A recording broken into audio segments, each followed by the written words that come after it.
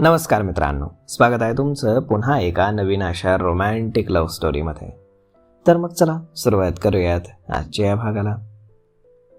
माई आस्था चॅनल पाहत होत्या. सत्संग सुरू होता.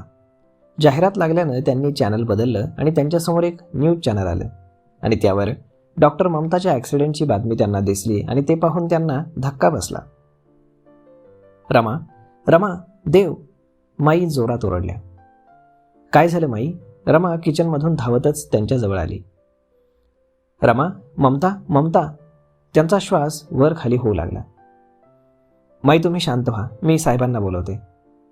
साहेब, साहेब. रमाने ओरडून देवला आवाज दिला. तो हॉस्पिटलमध्ये जायची तयारी करत होता. रमा मावशी. आवाज ऐकून तो रूमच्या बाहेर आला. खाली पाहिले तर हॉलमध्ये रमा माईंच्या छातीवर रब करत होती. माई. देव पळतच खाली आला. देव, ममता. माईंना श्वास घ्यायला त्रास होत होता. माहीत आहे मला. ठीक आहे ती, तू शांत हो आधी. मावशी माझी बॅग घेऊन या माईंच्या रूममध्ये, देव बोलला. हो. मग रमा पळतच त्याच्या रूममध्ये गेली. देवने माईंना उचलून त्यांच्या रूममध्ये आणलं. त्यांना बेडवर व्यवस्थित झोपवलं. शांत हो, तो त्यांना शांत करत बोलला. साहेब. रमानं त्यांची बॅग त्यांना दिली. देवनं लगेच एक इंजेक्शन माईंना दिलं. माईंना थोडं बरं वाटू लागलं. 10 मिनिटं गेल्यावरती त्या नॉर्मल झाल्या. बरं वाटतंय ना? देव त्यांचा हात हातात घेऊन बोलला. ममता. माईच्या डोळ्यात पाणी आलं. ठीक होईल ती, तिच्यावर उपचार चालू आहेत. तुला माहीत आहे? हो, रात्री त्यामुळेच उशीर झाला. कसं झालं हे? ती महाबळेश्वरला जात होती आणि ॲक्सिडेंट झाला. बापरे, रमा बोलली. मला भेटायचं तिला. ती कोमात आहे. ती शुद्धीवर आली की मी स्वतः तुला घेऊन जाईन. तू तिचं अजिबात टेन्शन घेऊ नको, मी आहे ना. ती लवकर बरी होऊ दे. मला तिची फार काळजी वाटते. तू आराम कर. देवनं तिच्याबद्दल आत्ताच काही सांगणं माईंना टाळलं. इकडे. तुला सांगितलं होतं ना, गाडी सरळ दरीत जायला पाहिजे. आता ती हॉस्पिटलमध्ये. तिनं जर तोंड उघडलं ना तर मी 12च्या भावात जाईन, राजन फोनवरती रागानं बोलत बोलला. मला ते काही माहीत नाही.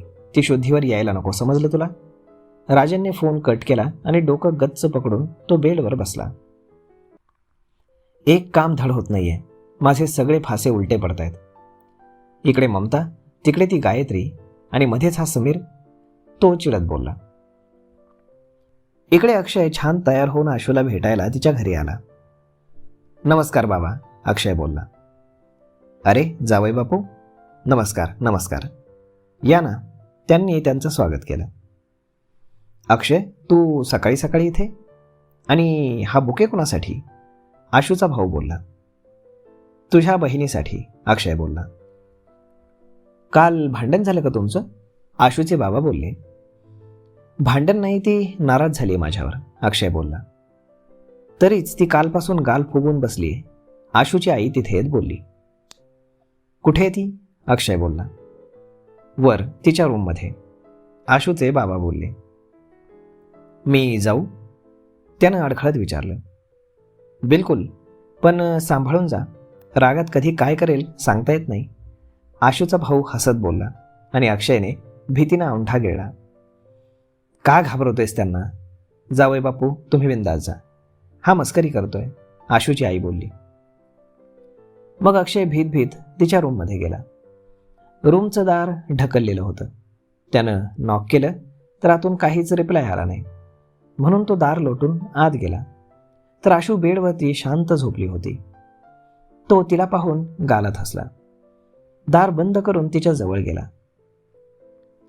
झोपेत किती सुंदर दिसते ही.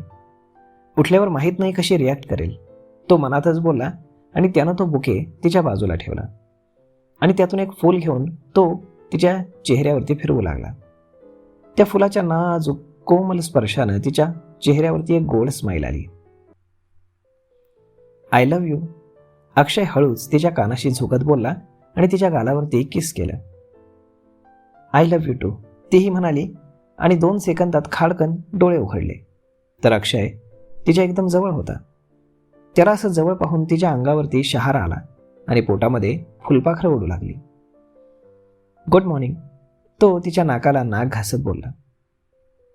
गुड मॉर्निंग, ती लाजत बोलली आणि पुन्हा 2-3 सेकंदामध्ये तिला कारचा सगळा प्रकार क्लिक झाला आणि ती रागाने त्याच्याकडे पाहू लागली. तुम्ही इथे कसे आलात? दरवाजा उघडून. डोंट वरी, मी सगळ्यांची परमिशन घेऊन रूममध्ये आलोय. माझी घेतलीत का? त्यानं नाही मध्ये मांडव लावली. देन गेट आउट, मला तुमच्याशी अजिबात बोलायचं नाही. सॉरी म्हणालो ना, पुन्हा असं नाही होणार. तरीही गेट आउट. एकदा मला माफ कर ना प्लीज. अजिबात नाही. आणि ही घ्या तुमची रिंग, लग्न कॅन्सल. अरे, इतक्या छोट्या गोष्टीसाठी कोणी लग्न मोडतं का? इथे आधीच मुलींना चांगली मुलं मिळत नाहीत. तुला नशिबाने मिळालंय तर त्याची कदर नाही. आशू भुवया उंचावून रागाने त्याच्याकडे पाहत होती. म्हणजे मुलांना चांगल्या मुली मिळत नाहीत ना हल्ली. माझं नशीब तू मला मिळालीस. मला तुला गमवायचं नाही. तुझ्यासोबत लग्न करून संसार थाटायचा आहे. एक छान क्यूटशी राजकुमारी या जगात आणायची. अक्षय लाडात येत बोलला आणि आशू राग विसरून लाजू लागली.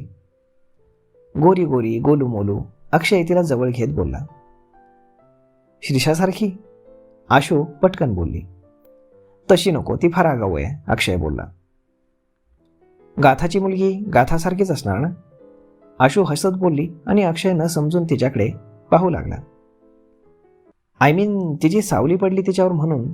ग्रीषा थोडी खोडकर आहे, नाहीतर ती मायाताईचं फार गुणी बाळ आहे. आशूनं लगेच आपलं वाक्य फिरवलं, जे अक्षयला सुद्धा कळलं नाही. ओके, ग्रीषासारखी परी, खुश? हो, आशू त्याला मिठी मारत बोलली आणि सुटकेचा निश्वास सोडला. तुम्ही त्या डॉक्टरशी बोलत नका जाऊ, मला तो अजिबात आवडत नाही. माझ्या गाथाला फार दुःख आणि त्रास दिलाय त्यानं. गाथाला हर्ट होईल असं काहीही करू नका, कारण गाथा हर्ट झाली तर समजा मीही हर्ट झाले. गाथाने जितका त्रास दुःख सहन केलंय तेवढंच त्या डॉक्टरने सुद्धा केलंय, तो बोलला. पुन्हा तेच, तुम्हाला काही माहीत नाही, तुम्ही समजता तसं नाहीये तो. मला सगळं माहीत आहे, अक्षय बोलला आणि आशू चमकून त्याच्याकडे पाहू लागली. त्यानं आधीच मला तुझ्याबद्दल, गाथाबद्दल, त्यांच्या प्रेमाबद्दल, तुमच्या मैत्रीबद्दल सगळं सांगितलंय आणि जे काही घडलं त्यात देवचा काही दोष नाही. तुम्हालाही तसंच वाटतं ना की गाथाने सगळं केले, चूक तिची आहे? अजिबात नाही. त्यांच्यात फार मोठा गैरसमज झालाय आणि हा गैरसमज डॉक्टर ममतानं क्रिएट केलाय, असं म्हणत अक्षयने आशूला सगळं सांगितलं. मी स्वतः ते CCTV फुटेजेस पाहिलेत. गाथाचे बाबा गेले, व्हायरल झालेला व्हिडिओ, गाथाचा ॲक्सिडेंट, तिचं कोमात जाणं, याबद्दल देवला काही माहीत नाही. तो तर बेडरूममध्ये नशेमध्ये पडून होता, अक्षय बोलला. माय गॉड, किती स्वार्थी आणि कपटी बाई आहे ती ममता. देव करो तिच्यासोबत सुद्धा तसंच घडो नाही घडलंय. आशू न समजून त्याच्याकडे पाहू लागली. कालच तिचा ॲक्सिडेंट झालाय. मग अक्षयने घडलेला सगळा प्रकार तिला सांगितला आणि आशू तोंडावरती हात ठेवून आश्चर्यानं त्याच्याकडे पाहू लागली. देव तिला जाब विचारणार होता, गाथासमोर नेऊन सगळं सत्य तिला सांगणार होता, पण बॅड लक, त्याआधीच हे सगळं झालंय, अक्षय बोलला. तर मग मित्रांनो, आता तुम्हाला काय वाटतं? एवढ्या सहजासहजी होईल सगळं सॉल्व आणि ममता येईल का शुद्धीवर? आणि आली तरी ती सगळं खरंच सांगेल का? पाहूयात पुढच्या भागामध्ये. तोपर्यंत तुम्हाला आजचा हा भाग, ही लव्ह स्टोरी कशी वाटली हे तुम्ही आम्हाला कमेंट करून नक्कीच सांगा. आणि जर आवडली असेल तर आपल्या जवळच्या मित्रमंडळींसोबत देखील हा व्हिडिओ तुम्ही शेअर करायला विसरू नका. धन्यवाद.